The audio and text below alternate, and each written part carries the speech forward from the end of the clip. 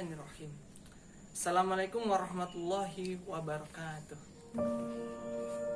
Alhamdulillahilladzi lahu ma fis samawati wa ma fil ard wal hamdu fil akhirati wal hakimul kabir. Segala puji syukur atas hadirat Allah Subhanahu wa taala, karena berkat rahmat dan hidayahnya kita masih diberikan kesehatan hingga hari ini. Kedua kali salawat serta salam semoga selalu terlimpah curahkan pada junjungan besar kita Nabi Muhammad SAW.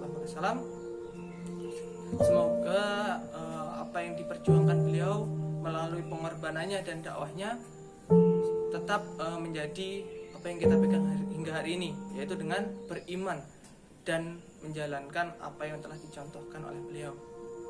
Saudaraku sekalian, pada hari ini kita sudah masuki yaitu kiamat. Apakah yang terjadi dengan hal itu? Maka kita banyak melihat sekarang di mana banyak sekali kerusakan-kerusakan yang terjadi di muka bumi ini, dari perbuatan manusia hingga dari semua hal yang nampak hingga hari ini. Terutama adalah contohnya adalah pemimpin-pemimpin yang zalim, dan bagaimana generasi muda sekarang sebagai contoh, misalkan pergaulan hingga hari ini. Banyak sekali yang menjadi sumber permasalahan di dunia ini. Salah satunya adalah pengertian tentang adab Islam. Bagaimana kita menjelaskan sebagai generasi muda, sebagai pemegang dakwah Islam ini, bahwa kita harus sebagai generasi muda menyampaikan semua ajaran-ajaran dan syariat-syariat Islam, sehingga semua yang hingga hari ini diupayakan menjadi lebih baik untuk kedepannya. Yang ingin saya sampaikan hari ini adalah mengenai adab itu sendiri. Bagaimana seorang muslim harus menyikapi diri mereka dan membiasakan diri mereka dengan semua peraturan yang ada dalam Islam. Salah satunya adalah sebagai umat Islam, kita sepatutnya mengucapkan salam pada saudara kita apabila kita bertemu, karena dalam salam itu sendiri terdapat 3 kemuliaan. Assalamualaikum warahmatullahi wabarakatuh. Jadi di sana ada rahmat dari Allah dan keselamatan yang insya Allah dijanjikan oleh Allah. Sungguh indah ucapan tersebut. Bahkan hanya dengan mengucapkannya kita telah mendapatkan banyak pahala dan mempererat tali silaturahmi kita. Terus yang selanjutnya bisa dicontohkan juga dalam adab sebagai seorang pemegang dakwah, bahwa kita juga harus membiasakan diri melakukan hal-hal yang baik di setiap kegiatan kita, entah itu makan, minum, maupun pergi ke suatu tempat. Semisal apabila kita makan, kita pasti menggunakan tangan kanan. Apabila kita minum, pasti juga akan menggunakan tangan kanan. Karena sesungguhnya orang yang makan dengan tangan kirinya itu sebenarnya adalah menyontoh dari setan. Nauzubillah min zalik. Serta apabila kita mulai suatu kegiatan, maka alangkah baiknya kita mulai dengan bacaan basmalah, di mana kita menyebut asma Allah untuk melaksanakan sebuah kegiatan, sehingga apa yang kita lakukan nanti bisa menjadi hal yang barokah dan diberikan pahala yang berlimpah. Serta jangan lupa untuk di akhir, apabila kita setelah melakukan kegiatan, entah itu makan, minum, dan kegiatan lainnya, maka kita harus memuji Allah Subhanahu wa taala dan memberikan rasa syukur atas apa yang telah diberikannya. Selanjutnya adalah adab terhadap orang lain, terutama adalah adab untuk orang tua. Bagaimana kita menjaga hubungan kita dengan orang tua kita apabila kita sebagai mahasiswa jauh dari rumah. Katakanlah seperti itu, pasti orang tua kita akan khawatir dengan keadaan kita. Maka alangkah baiknya kita belajar untuk meriayah diri kita sendiri dan menyampaikan pesan kita pada orang tua kita, bahwa kita di sini berjuang untuk kebangkitan Islam.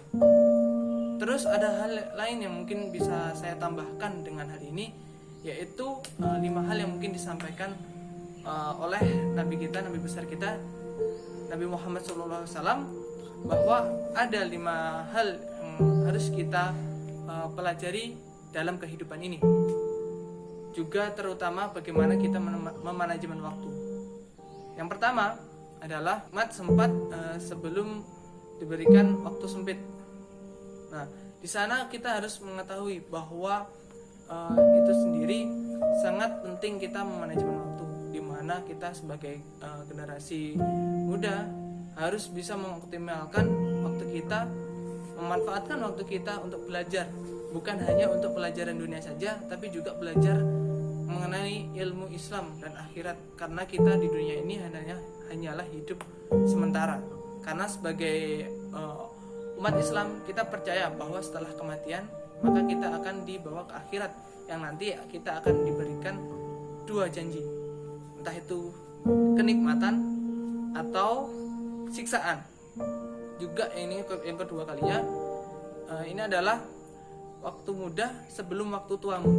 Karena kita semisal masih muda, kita mempunyai waktu yang banyak untuk menuntut ilmu.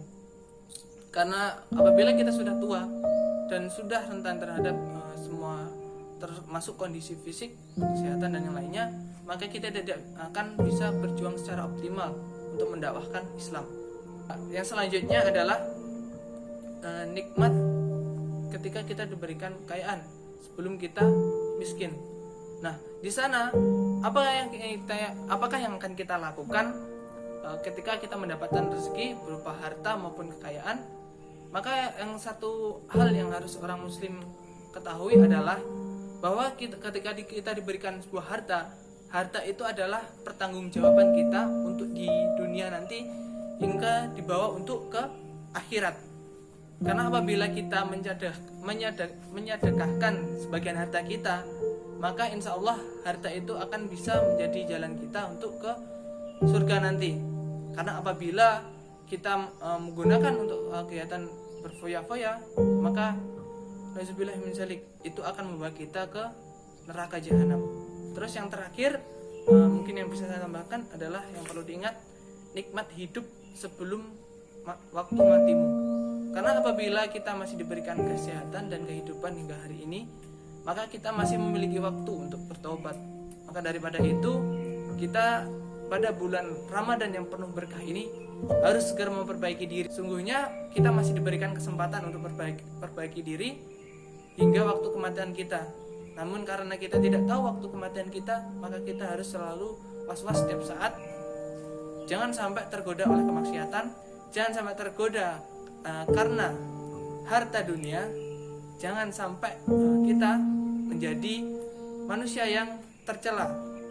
Karena itu sebagai sama muslim, marilah kita merangkul bersama, saling memperbaiki diri, saling mengingatkan dan saling menjaga hingga kita bertemu bersama di akhirat nanti, di surga yang dijanjikan oleh Allah Subhanahu wa taala, dan kita berharap hanya pada Allah dan mendapatkan syafaat dari Nabi besar kita, Nabi Muhammad SAW.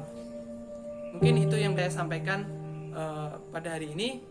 Ada kurang lebihnya saya mohon maaf, karena dari saya sendiri masih banyak kekurangan dan masih banyak perlu belajar. Dan selebihnya itu berasal dari Allah SWT, karena tiada lain adalah semuanya dari Allah. Semua yang diberikan adalah dari Allah SWT. Akhirul kalam, assalamualaikum warahmatullahi wabarakatuh.